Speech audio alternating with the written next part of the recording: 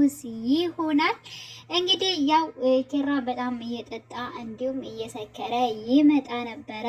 እንዲሁም ራሱን የማጥፋት ሙከራ እንዳደረገ ሁላችንም የምናውቀው ጉዳይ ነው። በዚህ ላይ እንግዲህ ራሱን ሊያጠፋ ሲል ያገኘው መልካም የሆነው ቅዱስ ነው ማለት ነው። ቅዱስ በራሱ ህይወቱ በጣም ብዙ ፈተናዎችን እና ብዙ ነገሮችን አልፏል።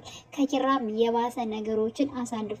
ግን ደግሞ በጣም ጨከን ብሎ እንግዲህ ለመኖር እየሞከረ ነው። እንዲሁም ደግሞ ኪራን በዚህ ሰዓት ተስፋ ቆርጦ በአገኘበት ሰዓት ማለት ነው እንግዲህ እሱን አብሮት ሊቆም የቻለው እሱ ነው ማለት ነው። ስለዚህ አንተ እንዴት ወጣት ሆነ እንደዚህ ተሎ ለምንስ ተስፋ ትቆርጣለህ? በማለት እንግዲህ እንዲጠነክር ወደ ራሱ እንዲመለስ እንዲሁም ደግሞ ስለነሱ መኖር ያለባቸው ሰዎች እንዳሉ እንዲህ የምትወዳት ቀን ከሌሊት የምትደውልልህ የምታፈቅርህ ልጅ እያለች እንዴት ስለሷ አታስብላትም? እንዴት አንተ ራስ ወዳድ ትሆናለህ? በማለት እንግዲህ ብዙ ቃላቶችን ለሱ በመደርደር ወደ ራሱ ተመልሷል ማለት ነው።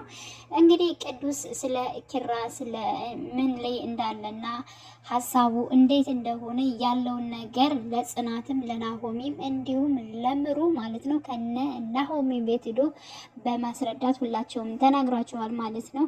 ያው በመጀመሪያ ናሆሚ ምንድነው የምትለው ይሄ እንደዚህ ሊያደርግ ይችላል እያለ ናሆሚ የተለያየ ቃላቶች ሲናገር ነበር። ግን ደግሞ ቅዱሴ እኔ እንደናንተ እንድታምኑኝ ወይንም ደግሞ ዛሬ ገና ያወቀኝ መጥቼ እንድታምኑኝ አይደለም። በቃ ማድረግ ያለባችሁ ነገር አሁን ኪራ ከጎኑ መቆም እንዳለባችሁ ነው በማለት ነበረ ትቷቸው የወጣ። ግን ናሆሜ ተከትሎት ነበር ስላለው ነገር ስሬስ እንደሆነና ከኪራ ጋር መቆም እንዳለባቸው በጣም እንዳዘነ እንዲሁም ከእናቱ ጀምሮ ለምን ደበቀችኝ በማለት ብዙዎች ስለኔ አይተማመኑብኝም በማለት ያ ስሜቱ ስለተጎዳ ስለዚህ እሱን እንድታጠነክሩትና አብራችሁት እንድትሆኑ ስለምፈልግ ነው፣ ሌላ አይደለም፣ ሌላ ምንም ማለት አይደለም በማለት እንግዲህ ለናሆሚ አስረድቶታል። ናሆሚም ትክክል ነህ በማለት እንግዲህ የቅዱስን ሀሳብ ወስዷል ማለት ነው ወስዷል። እንዲሁም ደግሞ ክብሩም አግኝቶት ነበር ኪራን ማለት ነው። እና እንደ በፊቱ ልክ አይደለህም፣ በእርግጥ አልተገናኘንም፣ አንተም ሁልጊዜ ስመጣም ተኝተን ማገኘህ፣ ግን ደግሞ እንደ በፊቱ አይደለም፣ በጣም ደህና ነኝ፣ እንዲሁም ደግሞ አሁን ላይ ሁሉን ነገር እችላለሁ ብለህ ለአባት ተናግራል እንጂ በፍጹም ሌላ እንትን ነው እያየውብህ ያለው በማለት እንግዲህ ስለተቀየረ ጸባዩና በቃ ጥሩ እንዳልሆነ ተረድቶታል ማለት ነው ክብሩ ማለት ነው። ስለዚህ እባክህን ወንድሜ በማለት ብዙ ነገሮችን ለኪራ መክሯቸዋል ማለት ነው።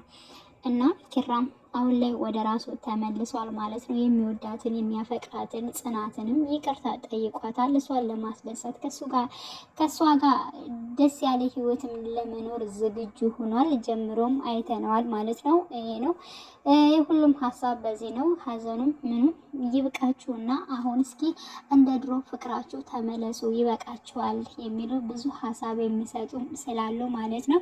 ሌላው እንግዲህ ክብሩና ስለ ሰኒ ነው ማለት ነው።